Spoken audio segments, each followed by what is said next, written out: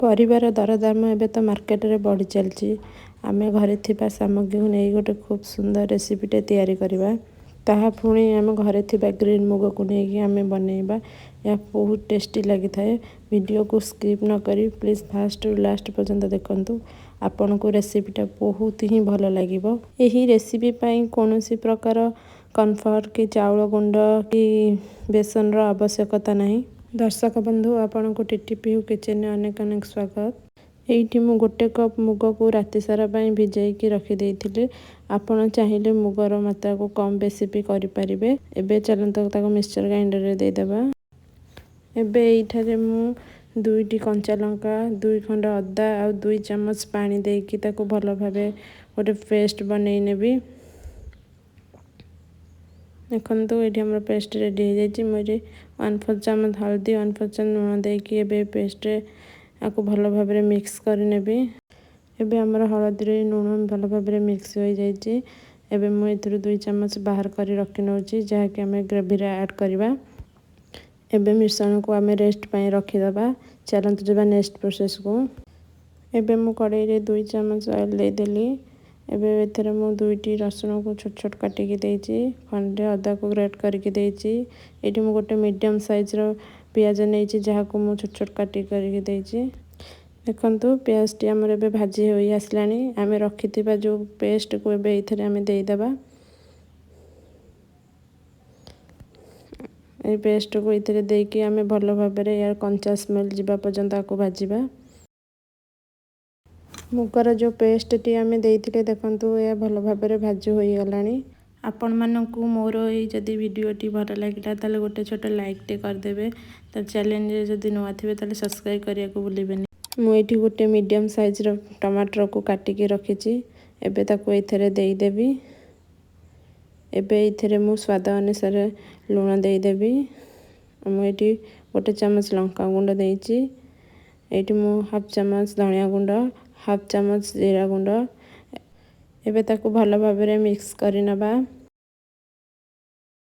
ଏବେ ଏଇଠି ମୁଁ 1/2 ଚାମଚ ଯେଉଁ ହଳଦୀ ପାଉଡ଼ର ଦେଇଦେବି, ଯାହାକି ଦେବାକୁ ଭୁଲି ଯାଇଥିଲି। ଏବେ ଆକୁ ଭଲ ଭାବରେ ମିକ୍ସ କରିନେବା। ଦେଖନ୍ତୁ ଆମର ମସଲାଟି ଏଇଠି ଭଲ ଭାବରେ ମିକ୍ସ ହୋଇଯାଇଛି। ଏବେ ଏଥିରେ ଆମେ କିଛି ପାଣି ଦେଇଦେବା। ଆକୁ ଭଲ ଭାବରେ ଗୋଳେଇ ନେବା। ଏବେ ମସଲାକୁ ସିଝିବା ପାଇଁ ଛାଡ଼ିଦେବା। ଆମେ ନେକ୍ସଟ ପ୍ରୋସେସକୁ ଯିବା। ମୁଁ ଏଇଠି ଗୋଟେ ଷ୍ଟିମରଟେ ରଖିଥିଲି, ଯାହାକି ଗରମ ହୋଇଯାଇଛି। ଏବେ ରଖିଥିବା ବ୍ୟାଟରକୁ ଆମେ ବଡ଼ି ଟାଇପ୍ର ଛୋଟ ଛୋଟ ଗୋଲ ଗୋଲ କରିକି ଷ୍ଟିମରରେ ଦେଇଦେବା। ଆପଣ ଏଇଠି ଚେଷ୍ଟା କରିବେ ବଡ଼ିର ସାଇଜ୍ ମିଡ଼ିୟମ୍ କିମ୍ବା ଛୋଟ ରଖିବା ପାଇଁ, ବେଶୀ ବଡ଼ କରିବେନି। ଏବେ ଆକୁ ଆମେ କଭର କରିଦେବା। ଏକୁ ସିଝିବା ପାଇଁ 5ରୁ 7 ମିନିଟ୍ ଲାଗିବ। ଏବେ ଦେଖନ୍ତୁ ମୁଁ କଭର କାଢ଼ି ଦେଖାଉଛି। ବଡ଼ିଟି ଆମର କେତେ ସୁନ୍ଦର ଭାବରେ କୁକ୍ ହୋଇଯାଇଛି। ମୁଁ ଆପଣଙ୍କୁ ବି ଗୋଟେ ବାହାର କରିକି ବି ଦେଖାଉଛି। ଦେଖନ୍ତୁ ଏହି ବଡ଼ିଟି ଗରମ ଥିବା ସମୟରେ ଆକୁ ବାହାର କରିଦେବେ, ଯାହାକି ଆମର ବର୍ତ୍ତନରେ ତଳେ ଲାଗିବନି କି ଚିପକି ରହିବନି। ଦେଖନ୍ତୁ ମୁଁ ଆପଣଙ୍କୁ ଗୋଟେ ବଡ଼ି ବାହାର କରିକି ଦେଖାଉଛି, କେତେ ସଫ୍ଟ ହେଇଛି, ବିଲକୁଲ ବି ହାର୍ଡ଼ ହୋଇନାହିଁ। ଦେଖନ୍ତୁ ଆମର ବଡ଼ିଟି ବହୁତ ହିଁ ସଫ୍ଟ ହେଇଛି। ଆମେ ଯେଉଁ ଗ୍ରେଭି ବନେଇବା ତାକୁ ଭଲ ଭାବରେ ସେ ଅବଜର୍ଭ କରିପାରିବ। ଏଇଠି ମୋର ମସଲାଟି କଷି ହୋଇଗଲାଣି। ଦେଖନ୍ତୁ କେତେ ଭଲ ଭାବରେ ତେଲ ବି ବାହାରି ଆସିଛି ମସଲାରୁ, ଅଲଗା ହୋଇଯାଇଛି। ଏବେ ଏଥିରେ ଆମେ ଆବଶ୍ୟକ ଅନୁସାରେ ପାଣି ଦେଇଦେବା। ଆପଣଙ୍କୁ କେଉଁ ଅନୁସାରେ ଗ୍ରେଭି ଦରକାର ଆପଣ ସେଇ ଅନୁସାରେ କମ୍ ବହୁତ ପାଣିର କ୍ୱାଣ୍ଟିଟି କରିପାରିବେ। ମୁଁ ଏଇଠି ପାଣି ଏବେ ଦେଇଛି। ଆକୁ ଟିକେ ଜଷ୍ଟ ଫୁଟିବା ପାଇଁ ଛାଡ଼ିଦେବା। ଏବେ ଦେଖନ୍ତୁ ଆମର ପାଣିଟି ଫୁଟିଗଲାଣି। ଏବେ ଏଥିରେ ଆମେ ରଖିଥିବା ଯେଉଁ ବନେଇକି ରଖିଛେ ଯେଉଁ ବଡ଼ିକୁ, ତାକୁ ଗ୍ରେଭିରେ ଦେଇଦେବା।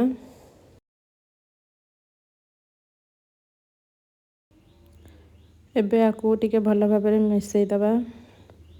ଏବେ ଏଥିରେ ମୁଁ ଅଧା ଚାମଚ କସ୍ତୁରୀ ମେଥି ରଖିଥିଲି, ତାକୁ କ୍ରସ୍ କରିକି ଦେଇଦେବା। ଏବେ ଆଉ ଟିକେ ହାଲକା କି ଆକୁ ଭଲ ଭାବରେ ମିଶାଇ ନେବା। ଏବେ ଆକୁ କଭର କରିକି 2ରୁ 3 ମିନିଟ୍ କୁକ୍ ହେବା ପାଇଁ ଛାଡ଼ିଦେବା। ଏବେ ମୁଁ କଭର ଉଠେଇ ଦେଖାଉଛି। ଆପଣ ଦେଖନ୍ତୁ ଗ୍ରେଭିର ଏତିକି ଆପଣ ବହଳିଆ କିମ୍ବା ୟାଠୁ ବି ଆଉ ପତଳା ଆପଣ ରଖିପାରିବେ। याको भात किंबा रुटी सहित खातु ये बहुत भल लगी थाए हेल्दी हेसिबा सहित भी बहुत टेस्टी लगी थाए। मुझे गोटे जगह को बाहर कर आपन को देखा देखु ककरी कलर और टेक्सचर कितने डिलीशियस होती निश्चिंत घरे या बनातु। Thank you for watching.